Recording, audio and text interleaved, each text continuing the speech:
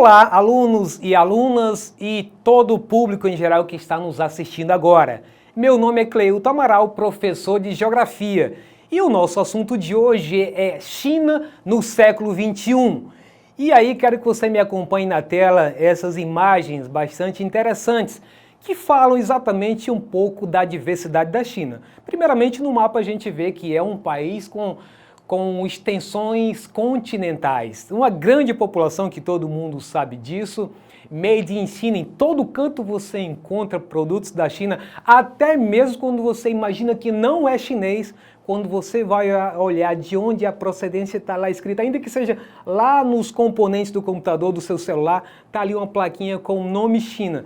Bem como na agricultura, que você está vendo uma imagem na sua tela que, ao mesmo tempo que é um país ainda muito agrário, mas também já é um país que tem investido muito no avanço tecnológico no campo. Então, falar de China é um assunto importante porque é um país de superação. Assim como a gente pode falar do caso do Japão, da Coreia do Sul e tantos outros países ali daquela região que saíram da extrema pobreza e conseguiram se desenvolver. Quando a gente imagina que a China no passado já passou por sérios problemas de guerra que levou o país ao arraso, levou humilhações, principalmente na Segunda Guerra Mundial, que foi derrotada para os países vizinhos. Até hoje ainda tem animosidade com Rússia, com Japão e países vizinhos que ela tenta ali sitiar a sua fronteira para não cometer mais o erro do passado, de grandes problemas de catástrofes naturais ou até mesmo de fomes que, segundo os históricos, nas décadas de 30 e final de 50 até o início dos anos 60, passou por fome drástica que chegou a dizimar quase, segundo alguns estudos, 20 milhões de pessoas. Então, por tudo isso é que a gente acha interessante falar sobre China. Quanto à forma que ela adotou o método político, eu quero deixar para que você depois explore isso com o seu professor de História, porque isso é um outro departamento e eu não quero entrar nessa seara de como ela conseguiu e como ela consegue manter esse êxito no seu lado econômico. Mas vamos seguir em frente então. Quanto ao histórico da China, com mais de 5.000 anos de história, a China passou do artesanato e da agricultura rudimentar aos projetos aeroespaciais do século XXI. Enfrentou interesses de países imperialistas e viveu uma revolução que implantou o socialismo no país. Do socialismo à abertura do mercado. Essa é exatamente a transição que a gente quer tratar. Como é que sai de um modelo econômico para outro e por que consegue, então, essa mudança, né? Essa revolução do que conhecemos hoje da China. Então, ela foi aliada da antiga União Soviética até a década de 1950. Em 1958, Mao Tse-tung implanta o grande salto para a frente. São nomes que geralmente os governos usam para definir um grande projeto para desenvolver o país, assim como acontece no Brasil também. E uma das características desse salto para a frente foi acentuar o desenvolvimento da indústria mecânica e siderúrgica. Mas, por outro lado, o segundo ponto foi um fracasso na agricultura chinesa. Em função desse fracasso, houve grande fome que entre 1959 a 1962 matou mais de 20 milhões de chineses. Segundo a história, diz que algumas técnicas que eles adotaram pensando que poderia dar certo, deu errado. Inclusive uma que dizia que quanto mais profundo, mais encontrava os nutrientes da planta, que a gente sabe que, pelo menos na Amazônia, isso não funciona, que os nutrientes estão ali na parte mais externa do solo, ali em 30, 40 centímetros. E além disso, além de plantarem as plantas em grande profundidade, ainda colocavam pedras por cima. Então isso foi um fracasso e trouxe um sério problema que matou milhões de pessoas.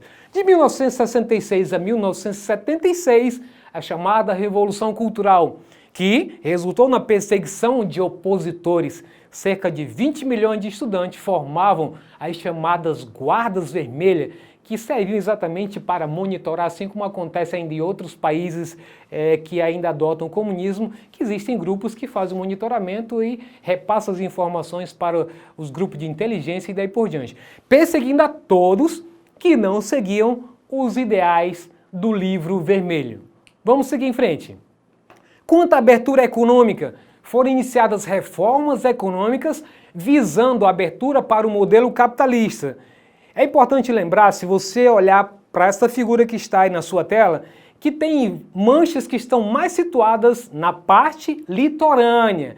Então, nessas áreas aí foram criadas zonas econômicas especiais, atrativas para as empresas transnacionais por causa da abundante, barata e disciplina mão de obra chinesa.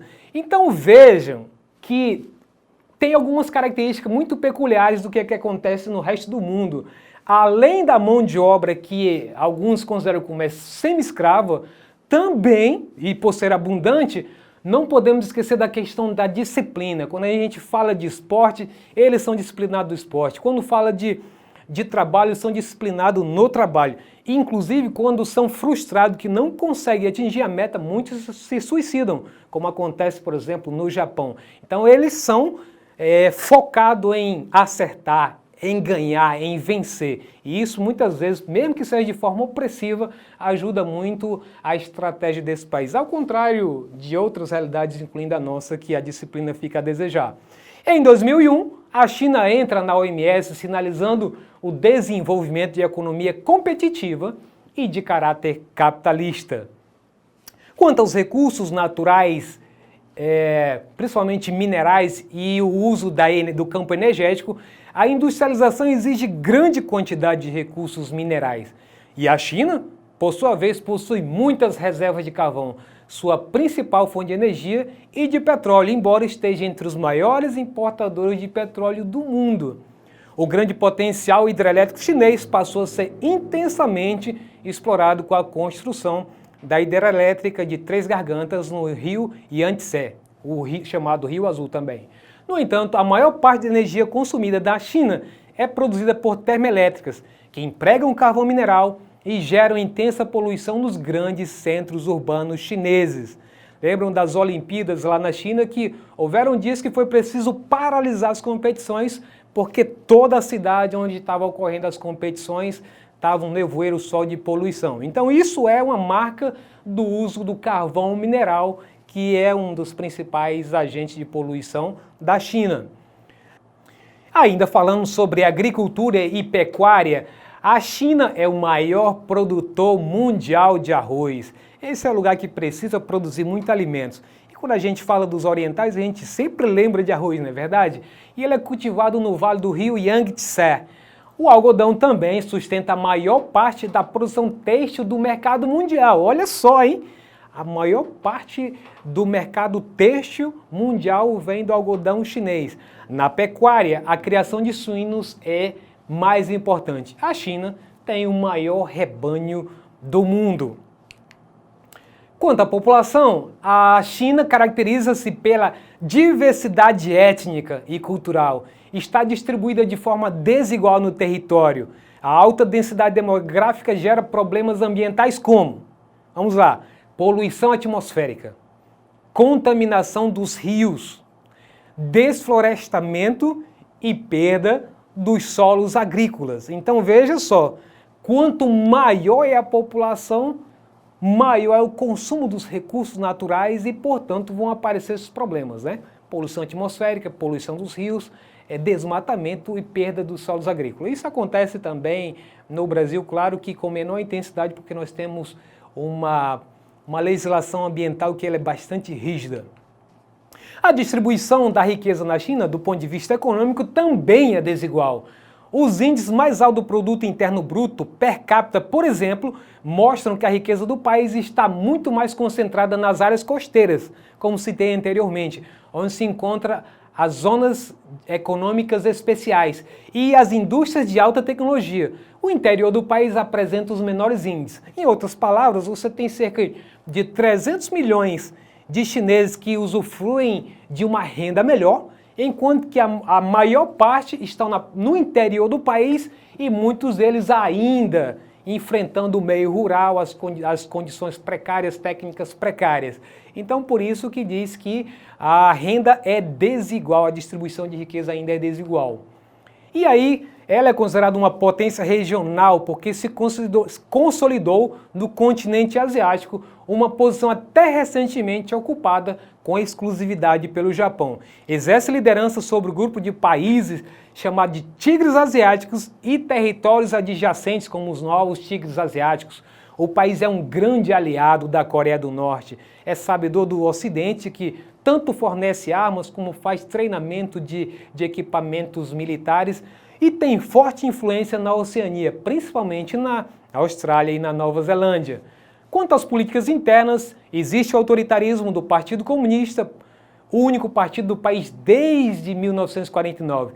Falta de democracia e direitos civis, como de respeito aos direitos humanos, mais recentemente tem sido divulgado em todas as redes sociais destruição de igrejas, expulsão de determinadas pessoas que não concordam com o modelo político da China, o alto índice de poluição e também é bom lembrar que, apesar de tudo isso, o país tem investido bastante em pesquisas para a solução de energias limpas, como é o caso da produção de energia solar e produção de hidroelétricas. A figura que você vê aí na sua tela tem grandes placas fotovoltaicas para a produção de energia limpa, que é energia solar. Quanto à influência global, uma das maiores economias emergentes do mundo atual, a China exerce papel fundamental nas relações internacionais, principalmente, olha só esse detalhe, nos continentes asiático, exatamente no território dela, no africano e na América Latina. E aí essa influência se dá principalmente aí pelos BRICS, no qual faz parte o Brasil, Rússia, China, Índia e África do Sul, mas em todos os países que estão aqui na América Latina. Ele faz parte também do Conselho de Segurança da ONU, uma das 5 cadeiras que fazem parte do Conselho de Segurança. E está com um projeto ambicioso chamado de Rota da Seda, que visa ampliar a interligação entre Ásia e Europa, conforme a figura que está na tela. Essa é a chamada nova Rota da Seda, que com tudo isso aí tem gasto uma fortuna para poder interligar por meio marítimo, por meio terrestre, por rodovias, ferrovias, etc. E aí, entramos na nossa parte tão esperada por todos. Vamos para o nosso exercitando? Fique muito atento que as questões, se você estiver prestando atenção na aula, você vai conseguir acertar com facilidade. Vamos lá para a primeira questão? Está desafiado a acertar as duas para fechar o gabarito, tá certo? Vamos lá. Qual foi o primeiro objetivo de Mao Tse-tung, ou Mao Zedong, com a promoção da Revolução Cultural Chinesa em 1966? Letra A. Estabelecer uma abertura à liberdade de pensamento e de expressão na China. Letra B. Promover a integração das culturas tradicionais do Oriente e do Ocidente.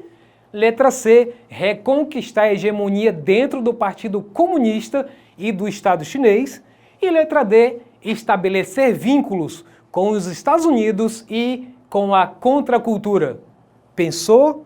Analisou? Fez sua escolha? Então a resposta certa é letra C, reconquistar a hegemonia dentro do Partido Comunista e do Estado Chinês. Vamos para a segunda questão, então? A China, desde meados dos anos 70, tem passado por grandes transformações sociais e econômicas. Todas as alternativas apresentam características da China atual, menos ou exceto, letra A, a China permanece oficialmente socialista e o Partido Comunista continua a exercer o controle do poder no país. Letra B, a propriedade do Estado continua marcante, apesar da expansão dos setores cooperativistas e privado. Letra C, os ramos vitais da indústria, os bancos, as ferrovias, as telecomunicações e o setor energético continuam sendo controlados pelo Estado. E letra D, o setor agrícola permanece intocável e não foi afetado pelas medidas de modernização da economia de mercado. Pensou? Fez a sua escolha? Então a resposta certa é letra D. Já sim, no começo eu falei que ela já está introduzindo a mecanização para não ficar para trás em relação ao resto do mundo que cada vez mais adota produtividade, adota mais técnica e tecnologia no campo. Então ela não poderia ficar fora dessa. Então é uma tendência da China. Com isso, eu me despeço com essas duas questões. Agradeço a todos que têm acompanhado até aqui essas aulas por intermédio da Secretaria de Educação, uma iniciativa do Governo do Estado. Agradecer aqueles que controlam aqui a parte de equipamento, de filmagem, da edição, nesse projeto chamado Escola em Casa. Maiores informações, professor, se você quiser adotar essa aula, quiser acessar os exercícios complementares, as sequências e muito mais, é só entrar na plataforma Eduque. Então, um abraço a todos, até uma próxima. Você que está assistindo pela plataforma, ou dê um like ou coloque um comentário para dizer se você gostou, se você não gostou, tá certo? Até a próxima. Valeu!